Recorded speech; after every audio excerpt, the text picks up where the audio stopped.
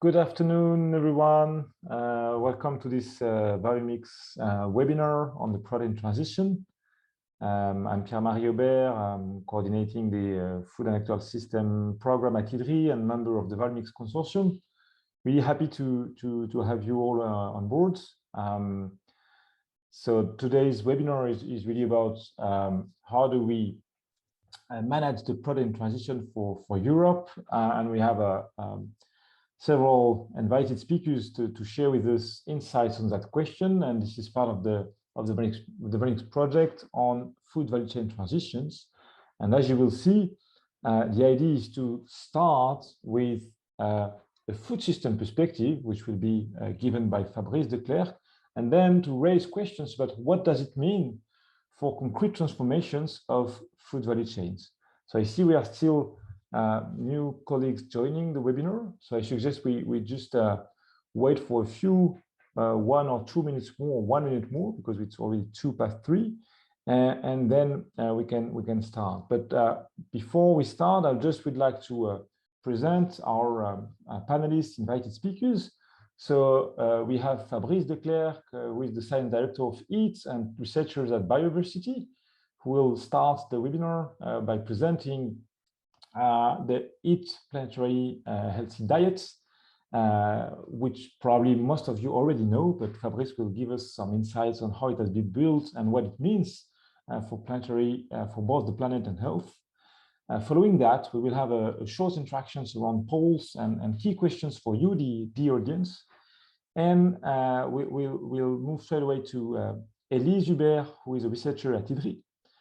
Hi, Elise. And she will present you the key results of a workshop series that we have organized from November to December up to January with 20+ stakeholders across Europe from the food system, from the European food system. And straight after Elise, we will welcome 2 invited speakers that took part in this workshop series. So Claude Soudet from the French organization of oilseed producers. Hi, Claude. And we will welcome also Sophie Verhoeven from the city of Ghent, who will present us the protein plans that is being elaborated now by the city of Ghent to foster the protein transition. So both will give us key insights regarding what is going on at the moment at their level in their country or in their city. Following that, we'll have a short time for question and answer, and we'll then turn to the seafood sector, a key sector for the protein transition. And we will have Nina Saviolodis presenting us the key results from the stakeholder workshop series that has been organized in Iceland and Norway. Hi, Nina. Happy to see you on board. So with that in mind, I think we can turn to Fabrice, if you wish so, and share your screen to show us the planetary healthy diet that has been developed by the EAT committee. Fabrice, the floor is yours. Great, thanks, Pierre-Marie. Can you just give me a thumbs up if this looks good? You don't see the notes? Perfect. Hello, everyone. It's a pleasure to be with you today. So I'm Fabrice de Klerk with the EAT forum and also scientist with Alliance of Biodiversity and SEAT. I've been asked to basically kick off this meeting by giving a bit of a reminder as to what is the EAT Lancet Commission on Healthy Food from Sustainable Food Systems. I'll focus much more on the health side today than on the environmental side. But I will also present some new work that we're doing with Stanford University and the Stockholm Resilience Center on our blue food assessment, which really aims to fill one of the key gaps from the Commission around aquatic foods. So just as a reminder that the EAT Lancet Commission set out with 2 primary objectives. One was to see, can we define what is a universal healthy diet? And then second, can we define, independent of that assessment, what is environmental sustainability? What are the environmental limits for diets? And then doing some modeling work to see, well, are there synergies or opportunities to tackle both environment and health as we transition towards healthy diets? It's no longer a surprise there, but moving towards healthy diets is a major contribution to environment as well. There's two key pieces to healthy diet that I think are worth emphasizing. One, of course, is quantity, right? So the recommendation is that everyone everywhere should have access to at least 2,500 calories per day, recognizing that there are too many people who have insufficient access to enough food, but that still is a challenge today. It's a challenge that continues to grow.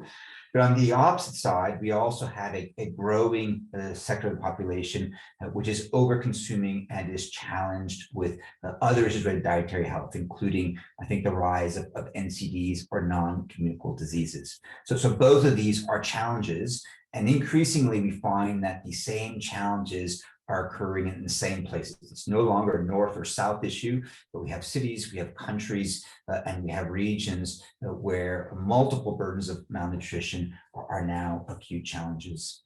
The second major component is composition, and this is what I'm showing you on this slide here. And that is that there are recommended levels for each of the major food groups. If I go back quickly to the plate, it's about 50% of the plate in fruits, nuts, vegetables, about 30% of our calories coming from grains, primarily whole grains. And yes, rice, maize, and wheat are good examples, but fonio, teff, quinoa as a pseudograin are also tremendous examples that we may underutilize. Much more moderate consumption of animal source proteins, dairy, and other sources of animal proteins. Increased consumption of plant source proteins, legumes, nuts, pulses, moderate consumption of unsaturated plant oils, and then 0 to 30 grams of added sugars. This is what this looks like in numbers. I think that in retrospect, one of the things that we maybe did not do so well at the Lancet Commission was to highlight the orange numbers rather than highlighting the numbers in black. And I think that the ranges are much more informative, much more interesting than the average values. So what I want to remind you all is that it is the ranges of each food group that are important. There's flexibility of choice. There's a diversity of foods that are available. And really what we want to emphasize is that under or overconsumption of any food group is what tends to get us into trouble.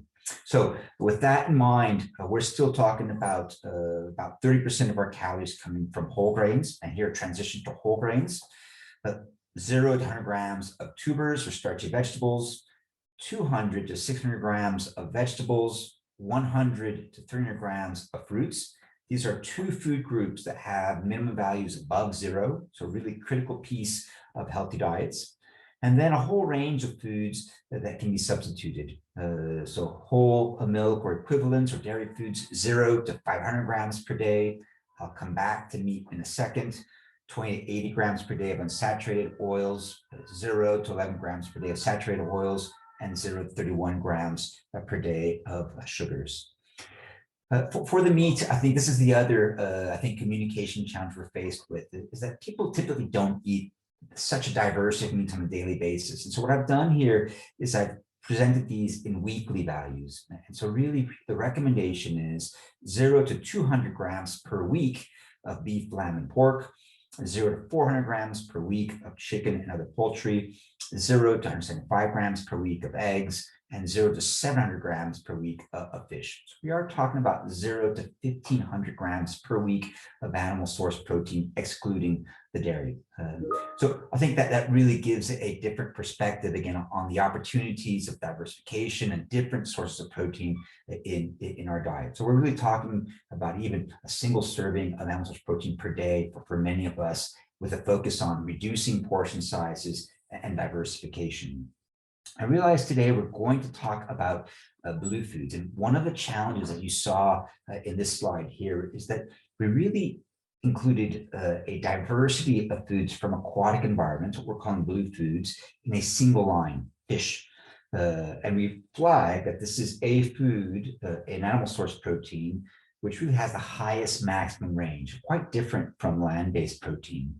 We're now working with Stanford and SRC on a blue food assessment, and this is work which is in review now in Nature, that asks, well, what is the nutritional value of different types of aquatics foods? And so you see here is that those foods that are clustered towards the top of the figure are those which have positive nutritional aspects across a multitude of nutritional variables. And this was analysis of more than 4,000 species of aquatic foods.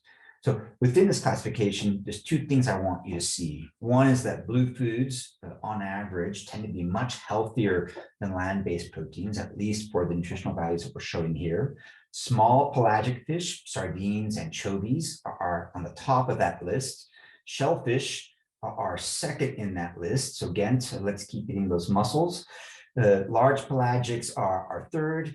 Aquatic mammals, which I don't recommend any of us consume, are fourth. And then we get to salmonoids, which I know we'll talk a bit about today. And all of these are above many of the land-based proteins. Lowest on the blue food list is the tilapia and other cichlids, and then cods, really these kinds of white fish. So blue foods, 4,000 plus species, tremendous diversity, and a big range in terms of nutritional quality, with the oily fish and shellfish really topping that list. But the next thing I want to quickly review is that when we look at consumption patterns globally, there are important differences. That is, the challenge of moving to healthy diets, even though we can describe a universal healthy diet, is very different from one region to the next. I'm going to show you 3 slides before I move into wrapping up. This first slide, and you see the countries on the left-hand side. The green bar is the recommended consumption value. The dotted line is the mean consumption value globally. And then the bars show consumption for the different trends. Europe is the Central Europe are the 2 blue lines, and then Western Europe is the 3rd red line next to Australia and Latin America.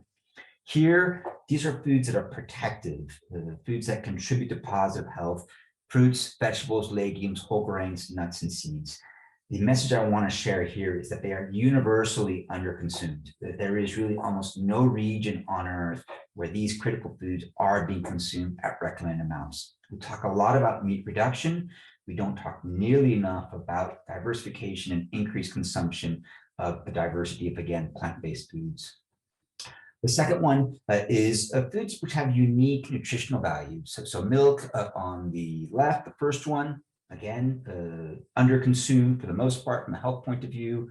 Calcium, underconsumed from a health point of view, and also universally. In the second row, fiber, underconsumed universally. The third column, omega-3 fatty acids. These are a unique nutrient that come primarily from oily fish, but also can be derived from other meats. This is universally underconsumed as well, with the exception of high-income Asia-Pacific, Japan primarily. And finally, the third one is polyunsaturated fatty acids, again, pretty much universally consumed, but with a smaller delta. This third one are foods which can be healthy, but which tend to be underconsumed. So red meat, I think we've gotten into a trap of saying red meat is unhealthy. But really, the message is we are consuming unhealthy levels of red meat in Europe, in Americas, in Australia. Is really the way we should be talking about this. We see a much greater regional diversity for red meat on the far left. Some regions under consuming with options to increase consumption with important nutritional contributions, but largely overconsumed in developed countries. A high greenhouse gas emission food, a high land consuming food, a high water consuming food, depending on production practices. And so this is why there are concerns about meat overconsumption and whether we can be better about bringing us back into healthy ranges of meat consumption. I'll skip the other ones. This is a really interesting slide, and I just have one more after this at Pierre-Marie.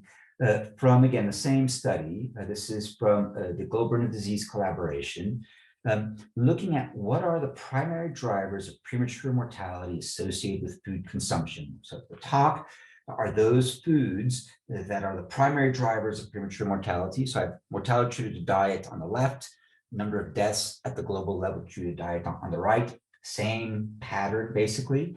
And what you see is that, again, while we keep talking about meat, the biggest challenge in terms of transitions towards healthy diets is too much sodium. That's number one.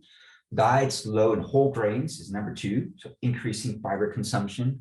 Low in fruits, number 3, low in nuts and seeds, number 4, low in vegetables, number 5, low in seafood and omega-3 fatty acids at number 6. And again, with very large numbers of mortality poor health attributed to those values. So I think the take-home message from the global disease work is increase fiber intake, increase diversity of fruits, nuts, vegetables, seeds, and diets, make more room for seafood, particularly oily fish or shellfish on our plates. A big challenge with meat overconsumption is that the more red meat we consume, the less space there is within a 2,500 calorie diet for these protected foods. And that's something that we often miss. But the last slide I want to share with you, and again, this is new research coming out of the Blue Foods assessment, that this is an evaluation of the environmental impacts of blue foods. You have in the top row farmed foods, A, B, and C. E and F are also farmed. D is wild catch. With the greenhouse gas emissions of both these categories, nitrogen pollution, phosphorus pollution, freshwater consumption, and land consumption. The brown bar in the middle is poultry. So on average, blue foods have the same environmental footprint as poultry. But what I want you to see is that there's tremendous variation as well, right? So miscellaneous dyad fish, marine fish, shrimp, and mink fish can have higher greenhouse gas emissions than a poultry when farmed. Bivalves, seaweeds, silver bighead, salmon can have lower impact than poultry when they're farmed. What I also want you to see for nitrogen and phosphorus is that shellfish and seaweeds have negative environmental impact. This is they regenerate environmental quality. There's very few foods that can do that. They also have zero values in terms of freshwater consumption and zero values in terms of land consumption. So major opportunities in seaweed and bivalve aquaculture for either no net impact or a net positive impact on the environment due to those foods. I hope that that's helpful, and I look forward to remaining conversations. Thank you, Pierre-Marie and Elise, for bringing us into this conversation. Over. Thank you very much, Fabrice. It was very, very helpful, very insightful. Before we move to the next speaker, who is Elise, I propose we go for a very short poll, just to illustrate also what Fabrice just said, that we need to make more rooms for all the sources of food, vegetables, etc. And the poll we would like to play with right now is, do you know, and Hilda will send you the question right now, but do you know on average what's the average daily protein intake per person in the European Union? Do we consume a day 60 grams of protein, 80 grams, or 100 grams on average? And moving to the next question, what is the average daily protein intake which is required, which is necessary, and I mean, for a 70 kilogram adult? Is it 60 gram, 80 gram, or 100 gram? We give you a couple of seconds to answer those two questions, and I will then comment with all of you the results. But the key point is really to see together. I believe none of you has exactly those values in mind, because it's not necessarily something we are at ease with. But the idea is really to discuss together what's the gap between what we consume and what is really needed for us, and what's the rooms of maneuver do we have to make more space for all the types of food. I don't know, Hilda, where we are in terms of the number of people that have answered. We're getting close to everyone answering, shall we say 15 seconds more? Yep, great.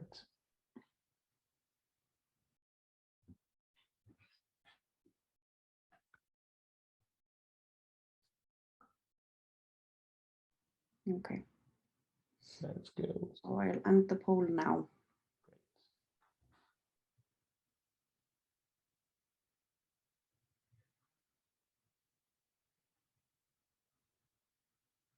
And can we have the answers? And here are the answers. Wow. Wow, we have a very knowledgeable audience. Yes, the average daily protein intake in the EU is around 100 grams, more or less, but average is 100 grams. Around 60 grams, 63 grams of animal proteins, and the rest, the remnant, coming from vegetable proteins. And yes, the average daily protein intake, which is required for a 70 kilogram adult, is exactly 58 grams of proteins a day, out of which half should come from animal proteins and half should come from vegetable proteins.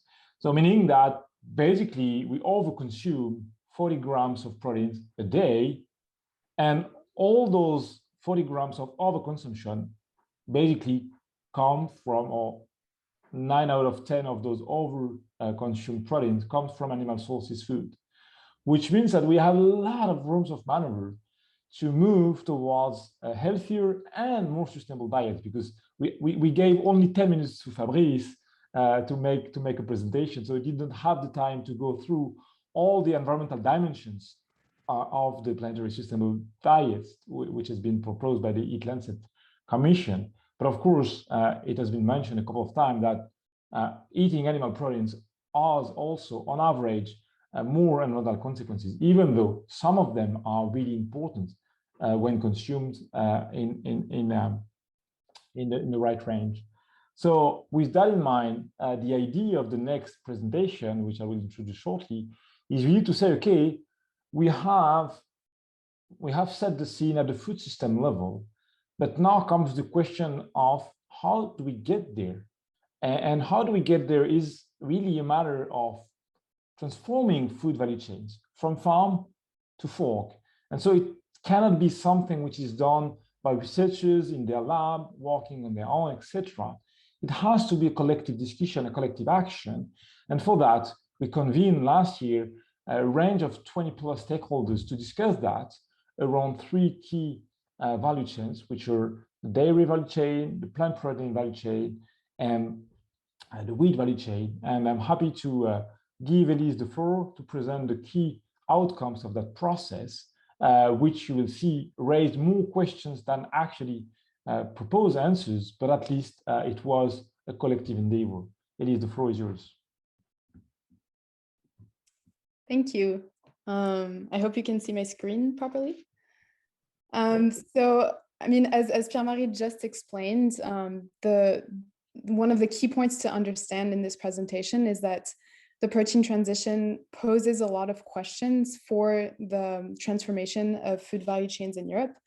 And therefore, it's become really a crucial and necessary process for actors within value chains to come together and have a collective discussion on this matter. So this is why, as part of the VALUMICS process, we organized a multi-stakeholder discussion between November 2020 and January 2021, which gathered over 20 stakeholders from across the European food system. Now, the overarching objectives of the VALUMICS workshop series was to collectively identify and discuss the challenges and conditions at hand to viably transform European food value chains in the next 10 years. So to do that, a total of 6 meetings were held, you can see on the screen, where actors collectively explored and discussed 3 general sub-questions or subtopics. First question was, what are the main obstacles currently preventing the deployment of a protein transition at the food value chain level? Second was, what are the key levers that we need to address, or that can address those obstacles, and what transition pathways can we envision to put the European food system on the right track? And finally, the last question was about the key policy changes that are required to foster these food value chain transformation. So in this multi-stakeholder dialogue, over 20 strategic and operational actors were gathered from across the European food system to ensure a diverse representation. And they included policymakers, both from the European and the local level, so with representatives from the European Commission, the city of Ghent in Belgium, the region of Emilia-Romagna, etc. It also included business representatives, from across the food system and the food industry, so including retail, food manufacturers, industry representatives, etc. And finally, representatives from the research community and think tanks. Now, at the end of the workshops, 3 key messages came out of the discussions. And as you can see on the screen, they're summarized in the policy brief that we just published 2 days ago that presents the conclusions of the workshop series. The first important key outcome of the discussion is that according to the European stakeholders present, the protein transition is both necessary, so from an environmental and a health perspective, and it is feasible. Now, from a biophysical point of view, there is still discussion on the exact scale of change that would be needed in the next 10 years in terms of what volumes of animal and plant protein should be produced and consumed. But there is a broad consensus on the general direction of travel and the fact that it will be necessary to decrease the production and consumption of animal productions and increase the production and consumption of plant proteins in Europe. Second key message is that the protein transition will require a proactive reorganization of European food value chains. So right now there are a number, and I'll come back to this after, but there are a number of factors, be they economic, technical, political, which currently prevent actors from the food system from shifting their strategies and shifting the overall dynamic of food value chains to meet the defined sustainability goals. So there is a need to tackle those objectives from within food value chains. And lastly, the third key message is that to support the transformation of food value chains, key policy changes are needed at 3 complementary levels. At the level of consumer demands, in market organization, and at the level of agricultural policy. So based on these general messages, we actually, to illustrate them, we actually explored and focused on 3 key food value chains in the workshop discussions: plant protein, dairy, and wheat that I haven't put here. And what's important to understand is that the protein transition actually entails very different types of evolutions for these value chains and mean that the issues are very different from one to the other. So for example, in the plant protein sector, the general objective is to increase production and consumption. So the challenge is to structure a value chain that is actually currently underdeveloped in Europe. In contrast to that, in the dairy sector, or for the dairy value chain, the challenge is rather to support a decrease in volumes while maintaining value and jobs so as to ensure the economic viability of the value chain. And these objectives have different implications in terms of the issues and challenges to be tackled. So without going into too much detail, for example, in the plant protein sector, key challenges to help structure the sector revolve around developing more adapted varieties to deliver better yields so that European productions can be more competitive and compete with imported American soybean, since right now this lack of competitiveness means that European productions struggle to develop. Another challenge is that there is a need to scale up and invest into collecting and processing capacities to be able to process legume crops for as much for human consumption as for animal feed. And thirdly, there's a need for industry innovations to create new outlets so that European productions can be appropriately valorized on the European market. In contrast, or in comparison, for the dairy value chain, the challenges are quite different.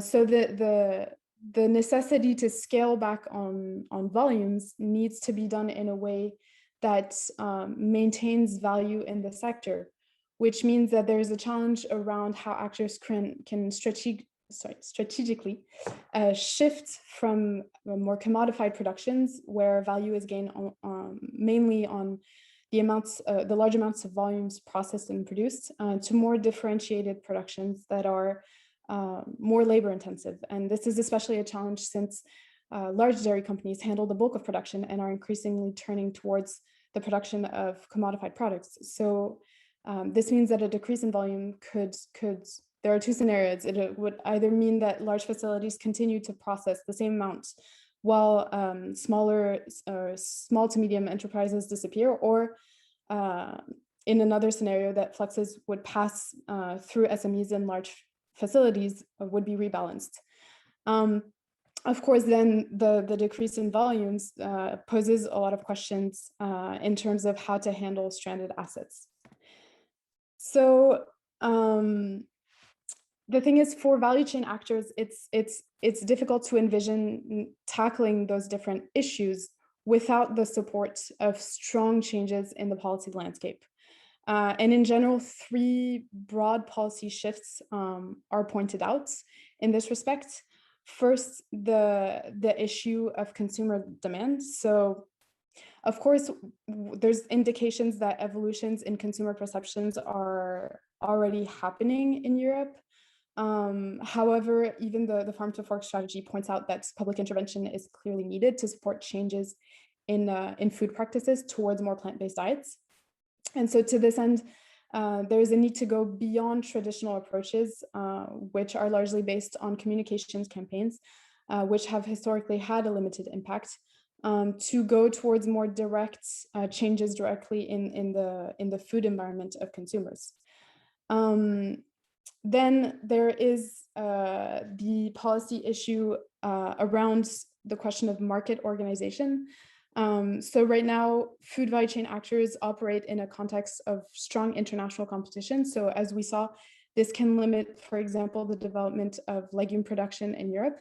So to overcome this, there's a necessity to level the playing field for actors and harmonize market rules, taking into consideration sustainability standards so that European productions would not be at a disadvantage compared to productions outside of Europe. It also raises the question of market organization rules. It poses a more specific question for competition policy. As right now, this competition policy can prevent coordination between value chain actors to align on sustainability criteria. So there's a challenge to align competition policy with the EU's sustainability objectives. And finally, as the CAP negotiation is currently coming to its end, it's a sharp reminder of the remaining gap between the reform that has been proposed and its alignment to the objectives of the Farm2Fork and the Green Deal more generally. So while the CAP should indeed be a key tool to drive the protein transition, it currently does not support directly the reduction of livestock volumes and the increase in legume production. But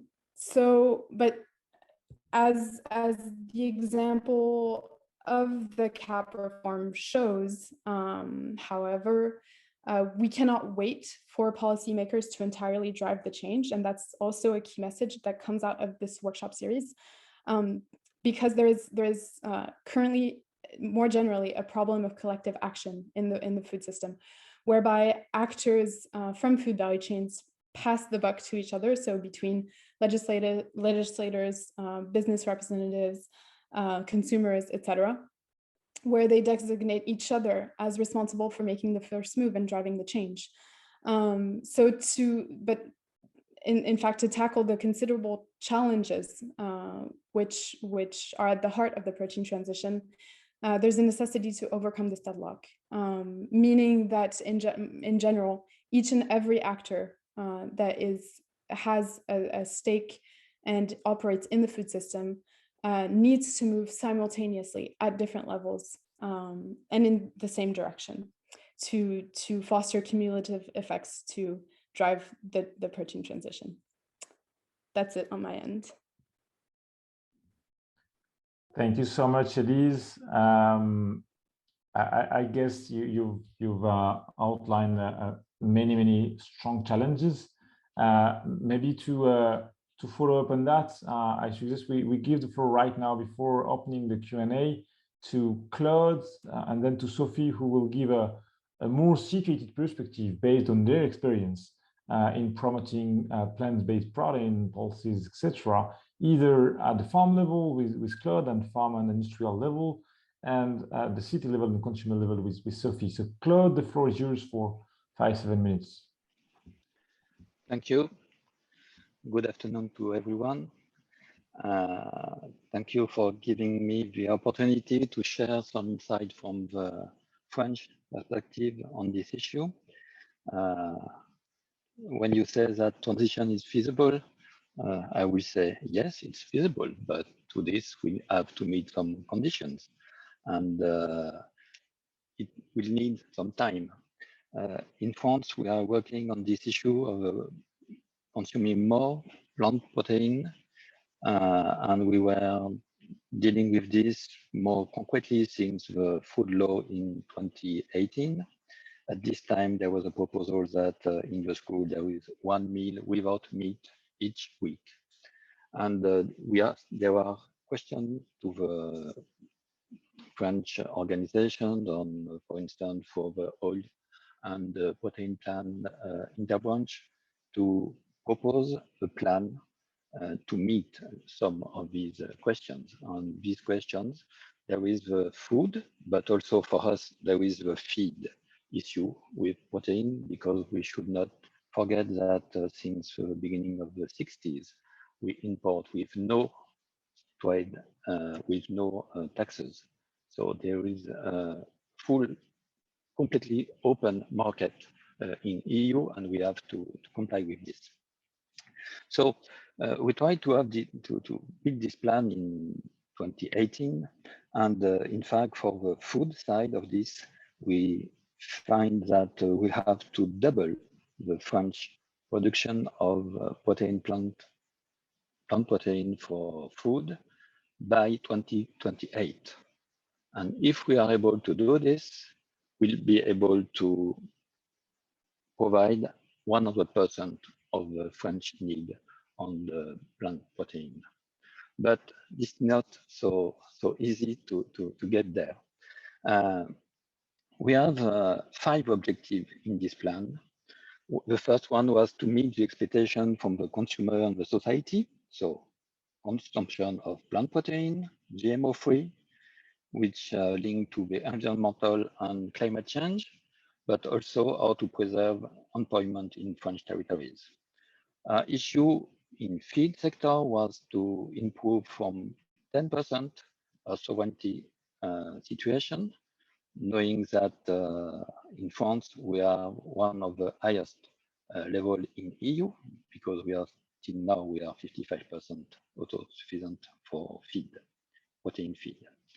We want to produce 100% of national needs for food, plant protein. We want to secure the income of farmers. And this is one important thing, how to secure the income of the farmers, because with plant protein crops, we have some issues such as the volatility of the prices, but also the volatility of the yields. And now the new one in the last years is the adaptation of varieties to the climate change. And what we are seeing now is a decline in our yields, because we don't have good seeds, we don't have possibilities to protect plants or crops. And this means that the yields are currently declining, and this is not good to promote this crop with farmers. And another issue, an important one, and Elise gives some word on it, is to organize the value chain. If we are producing something, but there is nobody to collect, to process, to buy, it is of no use. And what we've seen in the last years is that we don't have organized value chain, not enough organized value chain. And when we have some climate problems, I will say, such that you need to crop spring crops such as peas, for instance, and you don't have a market for them. At this time, you decide to do this, but where is the market? So the price go down, and next year you have less production in these issues. So we propose a plan, and in this plan to improve the competitiveness of the whole chain. And what's important is the whole chain. We propose that there was some investment in the farms, in the processing actors, but also investment in research and investment in seeds to improve these seeds for yields, but also with the sanitary resistance, because now there was a lot of more and more issue with this. The French government with COVID and the French recovery plan proposed something for protein. The French government wants to improve the protein sovereignty of France, not only for food, but also for feed. And this is linked also to the national strategy of low carbon, but also with national strategy on deforestation importation in France.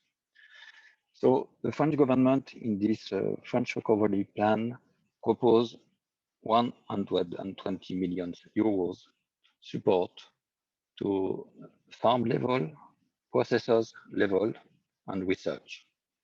But this is the first part of the issue. The second one is what we will be able to manage with the CAP after 2023.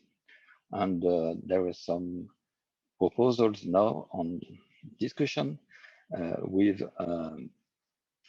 promotion of cultivation of plant protein in consistency with what the government said in the year, a month before on the French sovereignty on protein.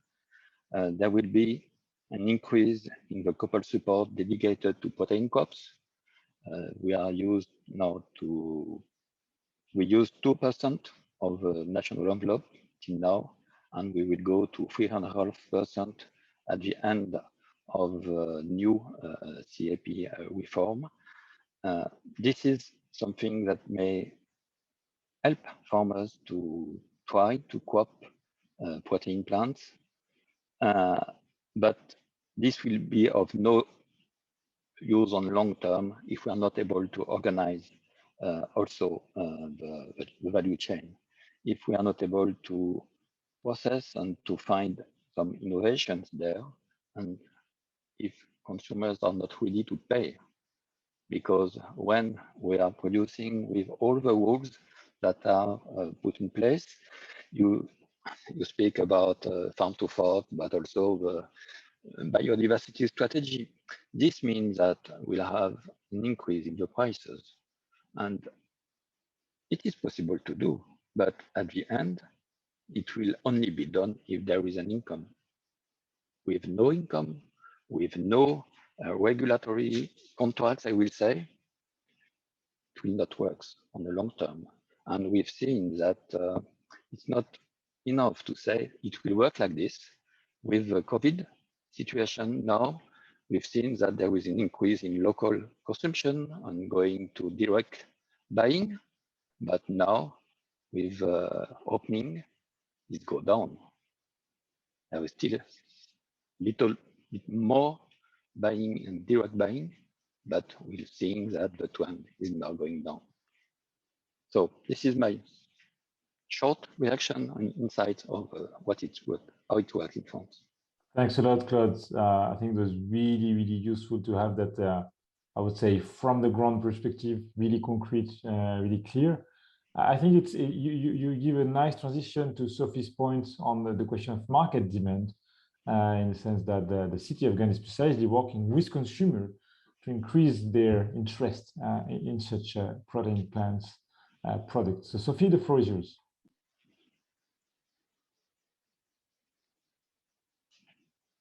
Unmute. Yes, hello everybody. I'm Sophie from the city of Ghent, from the Department of Climate and Environment. And I will talk to you, I first have to go to my slides to be able to switch them. Where are they? Here they are. Okay, I take you back to the year 2009, in which we initiated the concept of Thursday Veggie Day in Ghent, together with the association EVA. We launched it from the base of, with the thought of being more climate resilient. We launched the Thursday Veggie Day. It was a very concrete concept in which we sensitized the whole of the city to eat once a week, to eat no animal proteins. This was a very concrete concept that worked really hard, and lots of other cities copied it all over the world. And because of that, we became like, by itself, we became like a veggie capital. People started calling us Ghent Veggie Capital. This concept of Thursday Veggie Day is still going on, but now we notice we have to go a step further. And then is the question, what is it we have to do, and why do we want to do it? For example, an investigation that ran this year told us that 40% of the Ghantian people eat minimum once a week vegetarian. And the research was done in the whole of Flanders. In Flanders, it's only 20%. So this means that the efforts Ghent is doing since 2009, that it takes the effort, and you see the results in the amount of people who are already having a more balanced diet. The context, I won't say a lot about this because you know all of these things. You have the strategic goals from the United Nations, the development goals. There was also the Cool Food Pledge we signed with the city of Ghent. We have the Farm2Fork Strategy. But then we have in Flanders, we have like a Green Deal protein shift, which we signed as a city of Ghent. So we subscribe the goals of this strategy. And we also have a protein strategy. The protein strategy comes from the Department of Agriculture and Fishery, while the Green Deal protein shift comes from the Department of Environment. And now we have this context, but now is the question, what are we going to do with all these things? How can we translate it into our Ghent policy? We have, on one side, we have our climate plan from the city of Ghent, but we also have our local food policy. So what we're doing now, it needs to fit in all these things and needs to be the local translation of all the things that are going on higher levels. So what we want to do now is we are working on an action plan, protein transition. Why are we developing an action plan on this theme? We want to make a framework that connects all the different parts of a common story. In what I heard now before, you hear there is a consumption side, there is also the production side, but this change needs to connect to each other, and it's important. They are connected and they have implications on one another. So that was for us very important to make a story where all the parts of the story are included. And with this framework and with the actions that are connected to it, we want to inspire and stimulate stakeholders to take up actions. And the plan also needs to result in the thing that we are able to spot gaps, and on which parts are there needs that need to be filled in. And is it taken, these gaps, can they be filled by stakeholders, or is the city that needs to take action? And it also gives direction to new projects or set up new collaborations. We want a generally accepted plan. And what we mean with that is that we won't go to the extremes.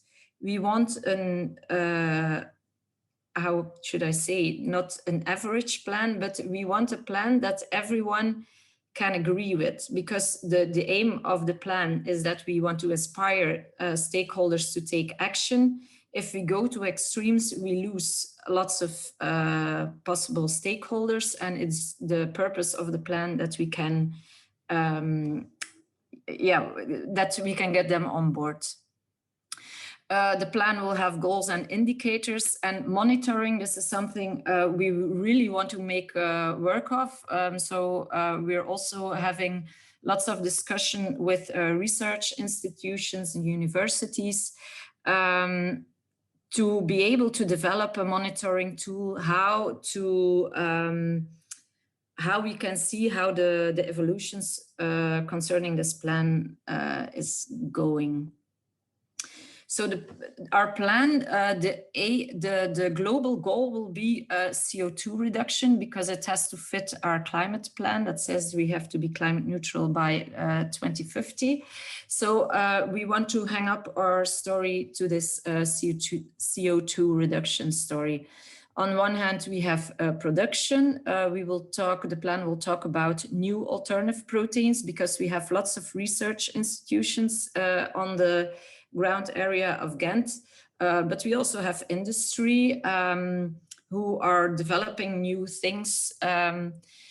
We want more protein product diversity. It concerns more sustainable production of animal proteins.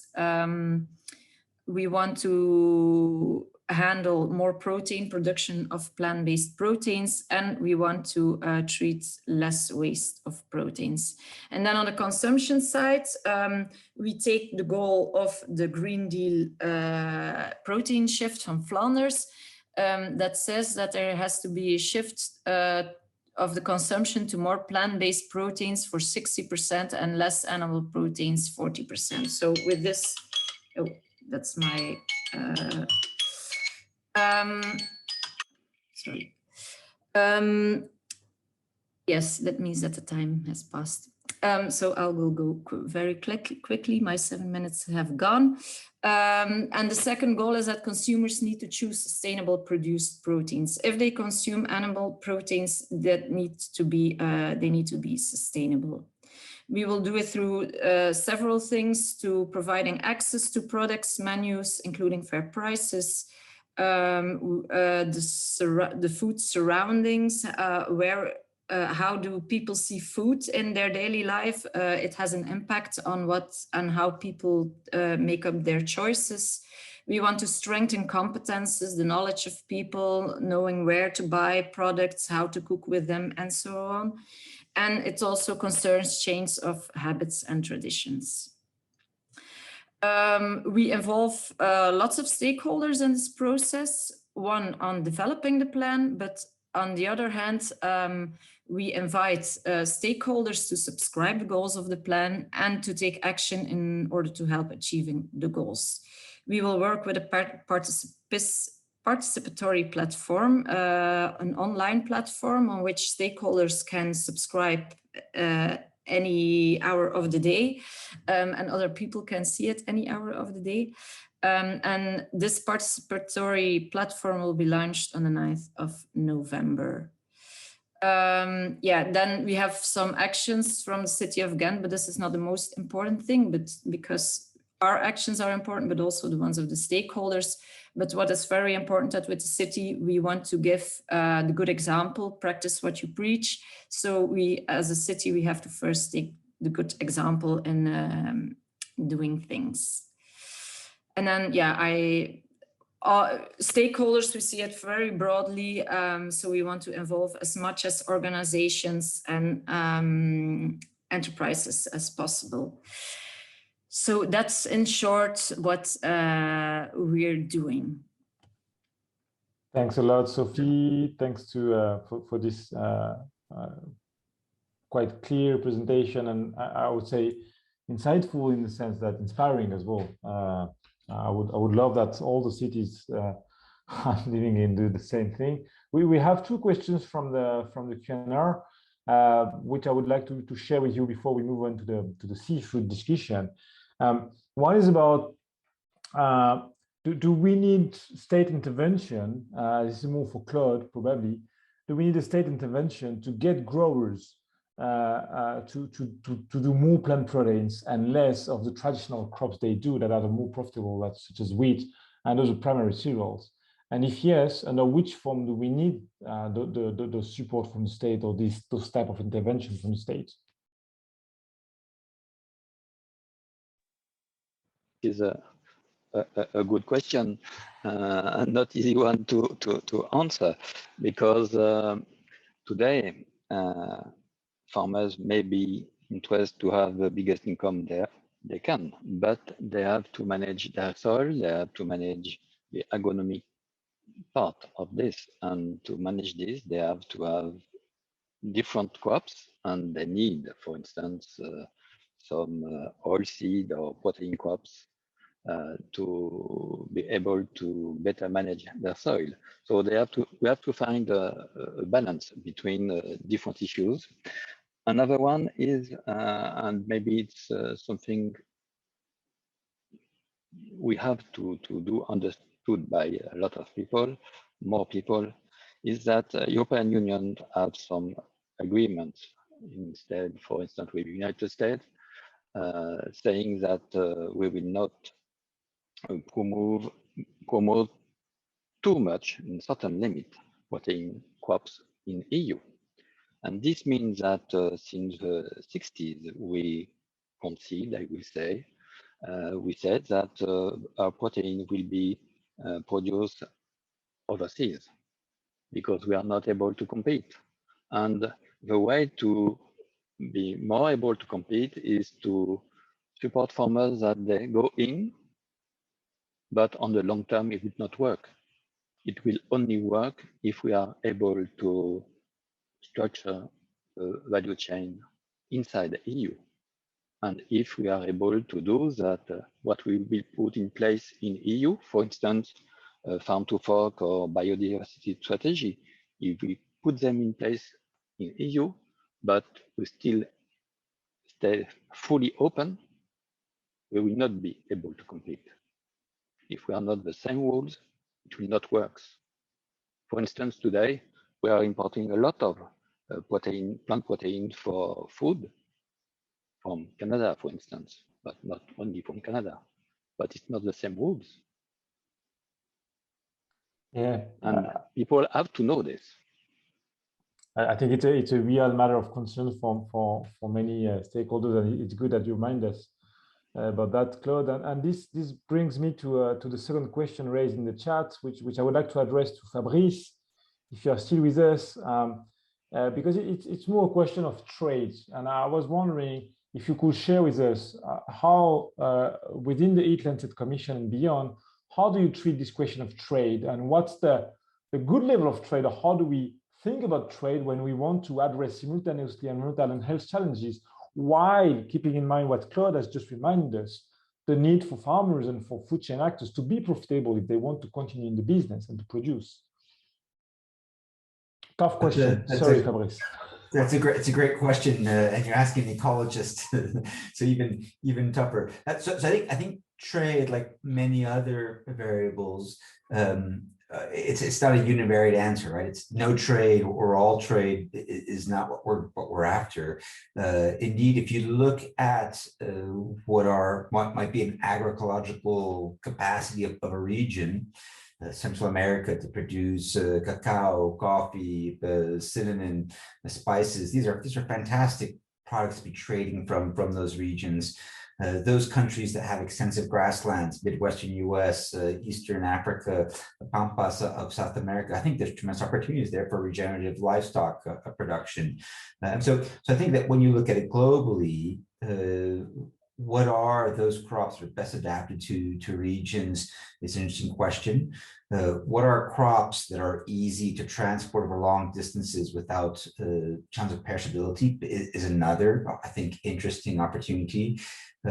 moving the fruit, which you can produce in the European winter, in the southern summer, is a means by which we can ensure access to those fruits and vegetables throughout the year, rather than not having those parts touched in the year. I think that there's some really interesting opportunity in terms of where it might be complementary to a healthy diet and also to environment. But I think that they are quite complicated, and the balance sheets that we try to run on that do run into a lot of assumptions. I know the FABLE team, just 20 countries, are trying to develop national pathways to healthy food and land use systems. Quite often the last step of their analysis is trade, and they use it as a stopgap measure in terms of ensuring national food security and diversity. It's easy to do that in a modeling environment, but I think how do we do that within a global trade environment is going to be much more difficult. But I think there are opportunities while at the same time exploring what are those foods that are most appropriate to cultivate and grow close to home, and how to encourage consumers to increase the amount of food that they get from more proximate systems. Thanks, Fabrice. Very tough question. And just to add on that, but in the simulation we did, and again, like Fabrice said, it's easier in the lab than in the real life. But if you want a fully agroecological system in Europe, then you need those leguminous plants, those protein plants, to supply nitrogen to the farmlands. And if you need them, then you need to phase out imported soybean, which at the moment is quite impossible for trade reasons that Claude mentioned. So that's a big thing we have in front of us. We need to tackle it, and it's still something which needs further investigation and further political discussion. So with that in mind, I will give the floor to Nina, who will bring us in the fabulous world of the seafoods and salmon production. My name is Nina, and I'm a researcher at VALUMICS. And today I will be discussing some research I've been conducting with my colleagues at the University of Iceland. Oh, I don't know how to do that. Is this showing for everybody? No worries, it's in Icelandic. It's not that problematic. I think you can go ahead. I don't know why it's showing on my screen. Anyway. Okay, so I'll just leave it rolling, and hopefully it's okay. So yeah, see, there we go. So these are the sort of topics I will be discussing today. First, I'll discuss a little bit about the background and motivation for our study, for this particular study, and in particular about the role of seafood in sustainable food systems.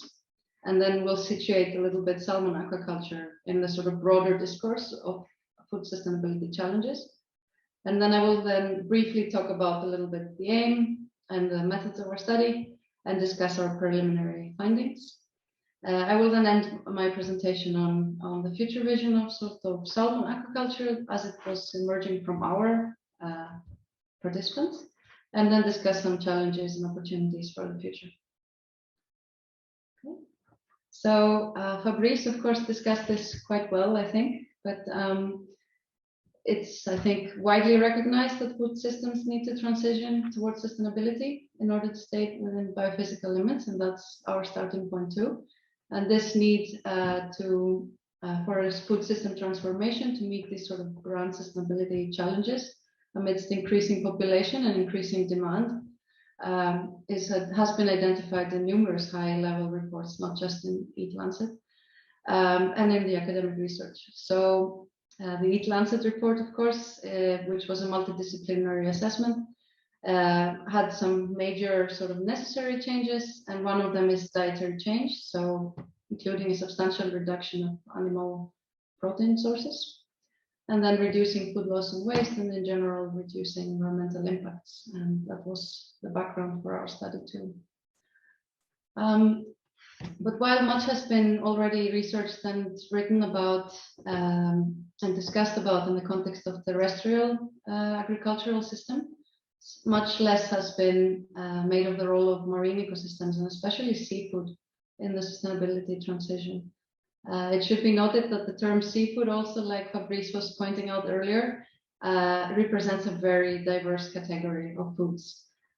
So in terms of both species, modes of production, and the general environmental and social impact, it's very differential depending on the species and so on. But they are often also just lumped in together as a general term of seafood. And so we need more fine-grained assessment, and I'm very excited to hear that there's work going on about that now, blue foods in general.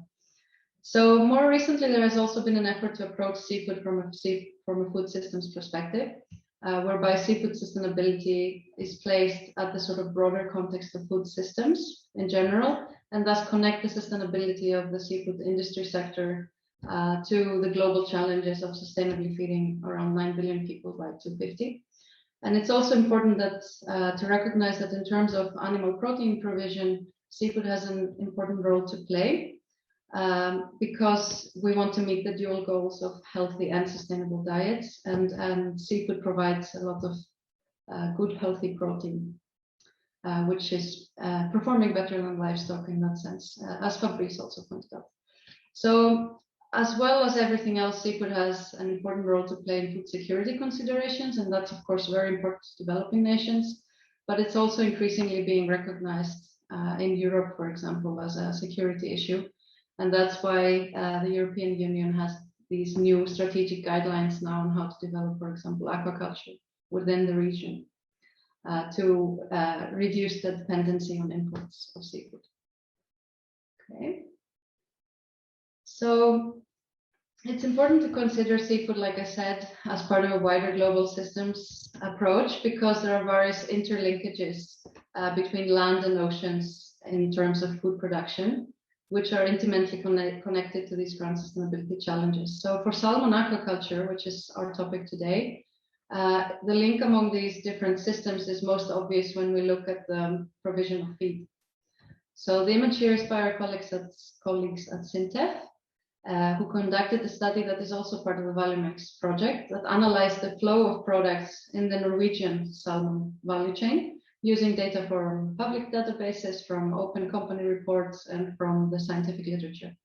And feed is the most important input for the salmon industry, and it dominates the overall environmental impact of salmon aquaculture in general. So the Norwegian salmon industry sources feed ingredients from crops and from marine systems, and aquaculture feed currently consists of 30% marine and 70% terrestrial ingredients. So Norway's salmon production is an important import for Europe, and the EU, especially in terms of stagnating capture fisheries. Okay, so that was a bit of our background, and I just wanted to tell you about our study now.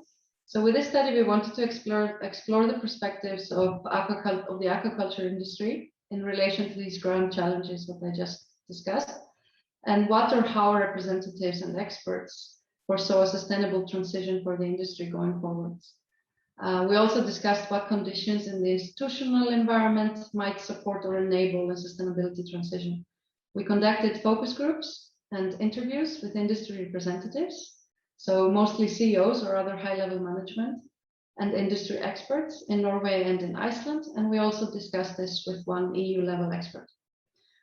We then adapted our findings to the broader theory of sustainability transitions and integrated them with insights from previous work within the VALUMICS project on governance aspects. Okay. So to begin with, I would like to discuss the sort of current status of the industry, or in more theoretical terms, the socio-technical regime, and how the governance structure has been shaped and continues to be shaped by globalization and other macro trends. So what characterizes governance now in the salmon aquaculture industry is horizontal collaborations and vertical integration, including relations through networks, third-party assessment, and certification schemes. And at the same time, there's also the traditional model of state-only regulations, for example, in connection to licensing and environmental impact assessments that are required. And this points to hybrid governance. So it's a mix of voluntary and mandatory, or public and private forms of governance. This hybrid form of governance in the global salmon value chain that I described earlier is in part influenced by international organizations and trade agreements, civil society and industry initiatives, which in turn is motivated by societal pressure from civil society through, for example, sustainability standards and auditing. Political decisions also heavily influence salmon aquaculture by regulating the location of farm sites and slaughter plants and their social impacts on communities. So limited availability of new licenses, for example, for salmon farming in Norway, motivates Norwegian companies to operate and expand salmon production in other salmon producing countries, for example, Chile and Scotland, USA, Canada, and here in Iceland, ensuring continued growth and stable supplies of Atlantic salmon to markets. So the most traditional and widely used production system is sea cages, which are closely located in the coastlines. The industry has been tackling various environmental challenges directly related to open net pens, or sea cages actually, such as escapes, disease, algal blooms, and mortality issues. At the same time, there are pressures in the institutional environment to address broader environmental challenges, such as climate change, through, for example, fuel efficiency measures, mitigation of emissions, and generally waste reduction. Okay. So, go. Pressures from the sort of wider international environment and developments at the macro level, which is the socio-technical landscape in the picture here, are pressures, for example, to do with demographic change, such as the increasing demand for food due to population increase, but also due to affluence, and which is also in turn linked to urbanization. And then, for example, international agreements such as the global emphasis on the Sustainable Development Goals and the Paris Agreement, and the general emphasis to meet these large sustainability goals. And then you have macro governance trends to do, for example, with increased globalization and the role of multinational or transnational corporations in governance, as well as the role of civil society, such as environmental NGOs in governance. And then you have, of course, like we were just discussing, international trade policy and what effect that has on governance issues. And then more recently, we also had the pandemic crisis, which is ongoing. And we also have just a general global environmental change going on at the same time, including impacts from climate change and increased resource scarcity, which are also part of the wider sort of landscape that we're looking at that can affect the industry. Okay, so now changes in the landscape, though they occur mostly at this macro level, the landscape level, they can create windows of opportunity for innovations, both technical and institutional, which we also refer to as niches, to break through and just sort of otherwise create pressures on the current regime or the current status. And influence these dominant regimes. And you can also think of a dominant regime as business as usual in a way. Now, limitations in terms of access to new areas, like I was discussing earlier, that are, for example, imposed by governments, coupled with incentives to innovate, have also encouraged innovation in diverse production methods. Other identified regimes in our study were innovative feed composition with new raw materials, new business models such as the circular economy model, more value-added activities and product diversification, increased attention on transport emissions and digital technology innovations. In terms of innovation and industrial development, also the success of salmon farming in Norway, for example, is based on close cooperation between industry actors, government bodies, and research institutions, whereas in Iceland we found that this cooperation is much less pronounced. And our participants often mentioned that research and development efforts in Norway really helped them here in Iceland. So let's see, there we go. If a specific niche breaks through, then it can change the regime, which in turn can have an effect on landscape variables, so macro trends. And that's the sort of general model of our study. So in general, there was broad agreement among our participants that both hybrid forms of governance and more diversity in production methods, products, and possibly even species were part of the future vision for the industry. And here are just some of the main common points and topics that emerged from our interviews and focus groups regarding the sustainable development of salmon aquaculture in the long term. And I'd like to highlight just a few of these because we don't have a lot of time. A common theme that emerged from all was that salmon aquaculture would continue to grow because of the increasing demand for salmon, but also because governments project and plan for its increase. So in the context of that sort of background development, we wanted to explore, you know, how it can increase sustainably, more sustainably than it is today. And sustainability needs to be conceptualized more broadly than public and political discourse does at the moment, taking into account that salmon aquaculture is part of a larger food system. And a negative public discourse was also discussed a lot by all our participants and identified as a major challenge for the industry going forward. Emphasizing the importance of providing healthy and nutritious products and sustainability and future growth were thought of as useful strategies for improving also the industry's public image. And then I'll move on.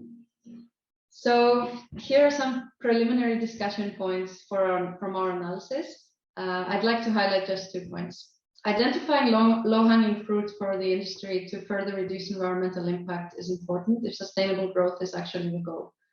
So some of the opportunities are that have the capacity to be implemented starting today are, for example, reducing emissions from transport throughout the supply chain.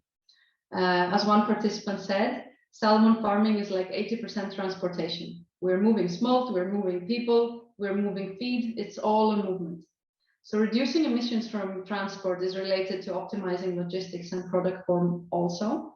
For example, freezing technologies and shipments by boat were much discussed as opportunities, especially if customers and consumers can be convinced that the quality is not compromised. COVID-19 also seems to have created a window of opportunity in this regard, at least in the Icelandic context. So the second point I'd like to highlight is the consideration and assessment of salmon as part of the food system as a whole. And the argument that seafood may be a good option for alternative protein provision in terms of animal source proteins, because it comes with fewer environmental impacts and because it's more nutritious than other animal-based proteins. Now, this needs to be researched better, and as we already discussed, it is currently being researched, hopefully, and we need more fine-grained assessment of this general category of seafood and broader discussion and food policy alignment regarding the role of seafood in sustainable and healthy diets. So thank you very much for your attention. I hope I didn't take too much time. I forgot to time my presentation. We will have a scientific publication coming out hopefully in some months, and that will be published on our website as well. It's going to be open access, so anyone can read it. And we also currently have at our website some policy briefs and things you can look at for now. And there will be more coming in the next few months. Thank you very much. Thanks a lot, Nina. Great to have that perspective from the seafood sector and from the stakeholders themselves. We have one question from the chat, which is not directly linked to what we've been discussing right now, but which I believe is of interest for the broader audience, from Christophe, who asked us, to what extent is, cell food, if I may, so cultivated foods or fermentative foods healthy? Because there is a lot of attraction. I mean, there is a lot of potential investment fund investing in that. So maybe addressing that question to Elise, whom I know has been working on that for the last few months. Do you have any insights on the question raised by Christophe on the healthy character or not of that type of food? Yeah, I mean, it's definitely true that there is a challenge around the sector of alternative proteins, which has attracted, I think last year was $3.1 billion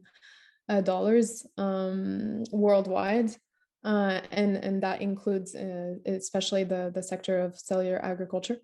And the question I saw also, the question was about the environmental impacts also, and it's true that there has been a few LCA studies conducted on this question of cellular meat, which show that the emissions would be less significant for cellular meat than beef, for example, but it's unclear whether that would be the case compared to poultry and pork, for example, according to the latest LTA studies. So the issue of just in terms of the climate issue, there are still questions regarding that.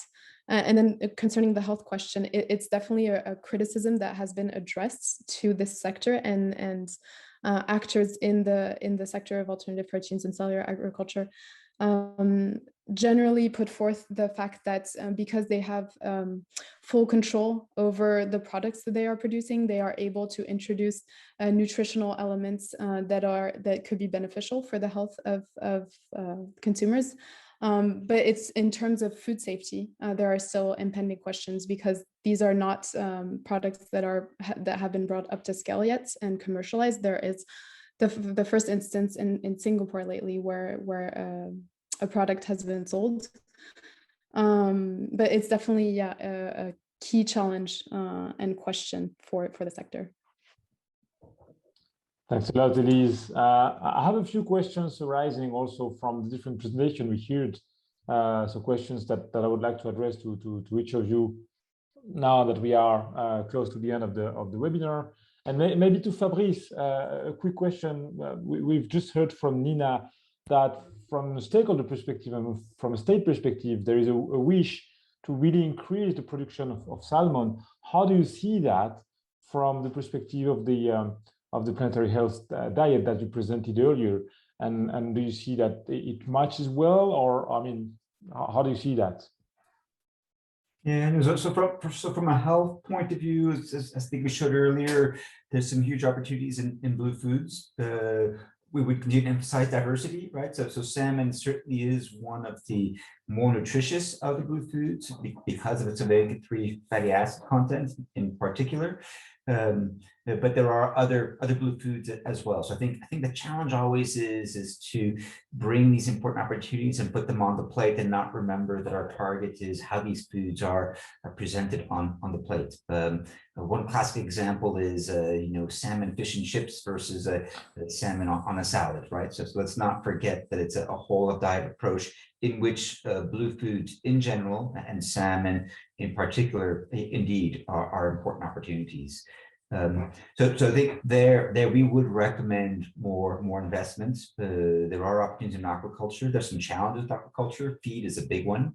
Another big one around antibiotics, which I think is increasingly being addressed. And then I think we should be doing a little bit of foresight work to ask ourselves, if we were to bring this up to scale, what are the kinds of challenges that we might anticipate, and can we manage them before they become issues? And then maybe the final point, which I've just blanked on, so I'll stop there rather than making something up. Thanks, Fabrice. And I think coming back also to one question raised in the Q&A, I might have a question for Claude. Yeah, sorry, Fabrice. Yeah, so sorry, on the feed issue, there's some interesting opportunities coming up as well, right? That means I think we're wanting to make sure that we avoid using seafood to produce food.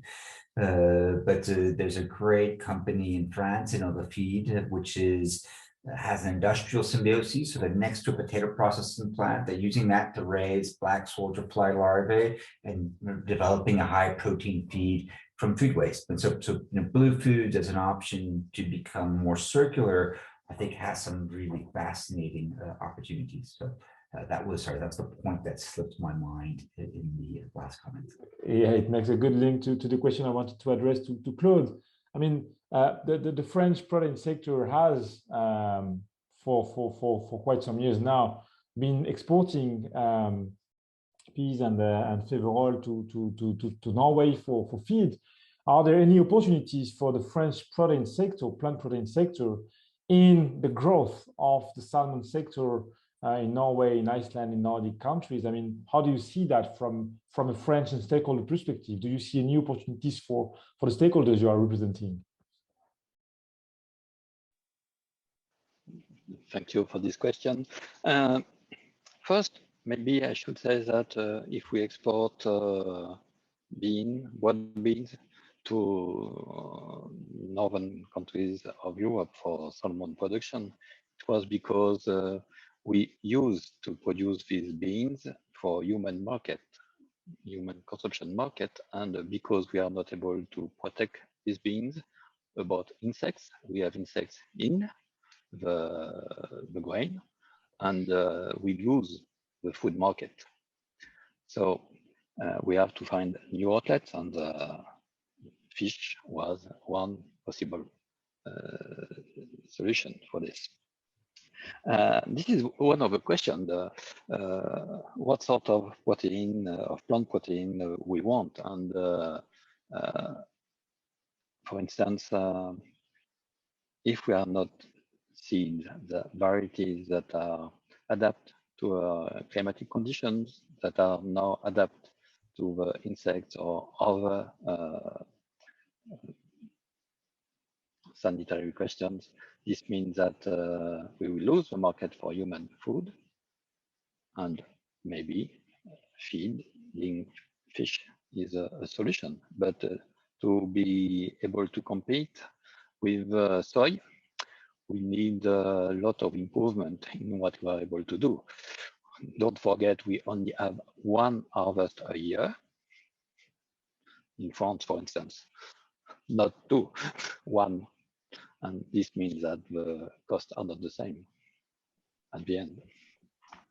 Thanks, Claude. Another question, still on coming from Rolin, but I wanted to raise that for Sophie as well. Rolin tells us that we should not only focus on climate change, but have a broader perspective, including biodiversity and so forth. Just maybe one question for Sophie, because when you presented the plan of the city of Ghent, you clearly said that CO2 was at the center for climate neutral, for contributing to climate neutrality. I was wondering to what extent the plan or the discussion with stakeholders included all the dimensions than only climate, which is already great, but to what extent did you go beyond that? Yes. We involved also stakeholders that are experts on health and so on.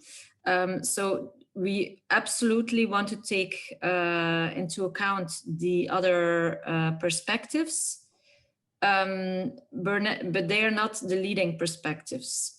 For example, if we do some things, the things we say are in function of CO2, but they absolutely need to be in favor also of health or animal welfare and so on. So it can't be that we do things that are okay for the CO2 reduction, but are very bad for health or for animal welfare. This is not what we want to reach. So it's important, and we also put it in our plan that these things are also important, but that the eye from which we are looking is the CO2 eye. But that doesn't mean that we don't have to take into account the other perspectives. Great, thank you, Sophie, very much. Maybe one last question for Nina before we wrap up and conclude that meeting. But the stakeholder workshop that you conducted for the salmon were mainly with private stakeholders, while the ones we conducted in November, December were broader, including society and researchers. I was wondering to what extent did you see any differences in the way in which the debates went on, depending on the people that participated in the discussion? Yeah. So, well, of course, one reason why we're looking at private companies is because we wanted to look at the supply side of the issue. So what can the industry do to improve their environmental footprint and also their social outcomes? So that was sort of why we focused there. Also, it just takes more resources to take a full stakeholder assessment, which was something we would have liked to have done, but we are out of time. But we do know what the perspective is of local communities, and we do know what the perspective is of certain interest groups in Iceland, for example. And we know that there is a lot of the public image is in trouble in general. So, and it's something that emerged from our stakeholders as well, even though it's private companies mostly we talk to. Everybody agreed that they have a problem with negative public image. And I think that stems mostly from groups that are worried about the wild salmon populations mostly. But there is also this thing that we were told, at least from these interviews, was that, or focus groups, was that once the industry has established itself, then people start to see that there are benefits to it because they get highly skilled jobs in rural areas that didn't have enough jobs. So I think it's a matter of trade-offs, really. Thank you, Nina. Yeah, thank you for that last comment. It's already 4:30, so I propose we conclude here. It was a great discussion with all of you, with all the audience. We had two more questions, which I will only read. We will not look for answers, but I think they are very important. One from Florence Burolzer, a very important question regarding the way in which we assess the climate footprint of different types of food, and in particular, the impact of ruminants based on methane versus other greenhouse gases. And it's something which is probably underexplored at the moment, and it might be the case that we are overestimating the impact of ruminants on the climate. And so very, very important, but without being longer than that, I think the last word of Nina are key. We have to look for compromises. We have to look for synergies and avoid trade-offs between different outcomes. And that's why we really wanted that discussion as well to be with stakeholders. So with that, I would really like to thank all our speakers, Claude, Sophie, and Fabrice, not from the VALUMICS project, that kindly came and shared their experience. And very warm thank you to all of you. And have a good afternoon. Okay. Bye-bye. Bye.